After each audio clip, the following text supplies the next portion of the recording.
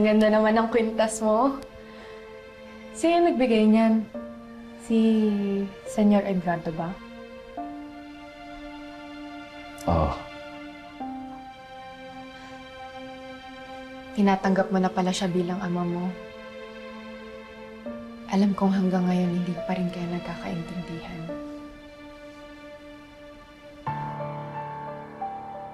Magkakampi kami. Sapat na yan.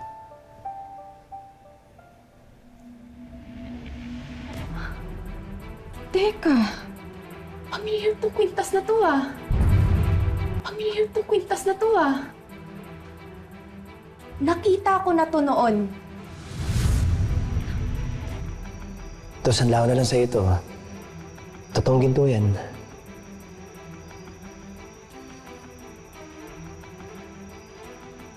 Ito na lang naiwan sa akin ng mga tunay kong magulang eh.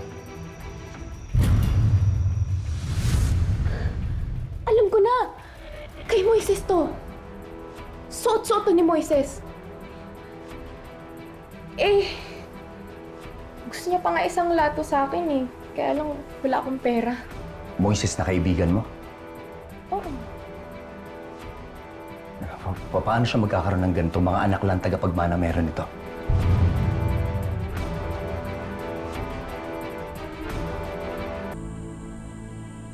Miss Nympha, magsabi ka ng totoo, ha? Nakatitiyak ka ba na talagang nakita mo yung mga sinasabi mo yan? Anak ng senyor ang buod ng pinag-uusapan dito. Siguradong sigurado po ako. Nahawakan ko ang kwintas ni Moises.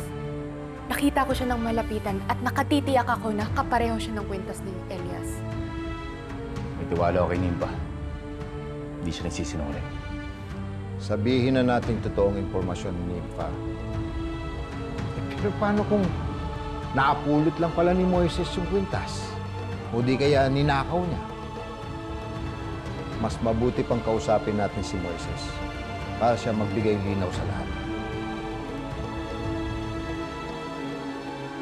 Posible din naman po na si Moises ang nawawalang kapatid ni Elias. Baka sa kanya nga po talaga ang kwintas.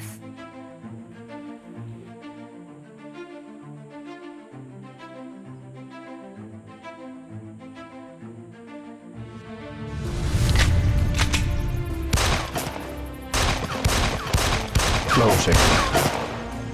Sigurado ka bang wala kang eksperyensya sa baril? Wala ko, senyor. Pakachamba lang po yan. Kinagalingan ko lang talaga para mapasok ako sa grupo niyo eh. Hugo, hanapin mo si Moises. Iharap mo siya sa akin. Katulad ng sinabi niyo, senyor, lahat ay posible. Masusunod po.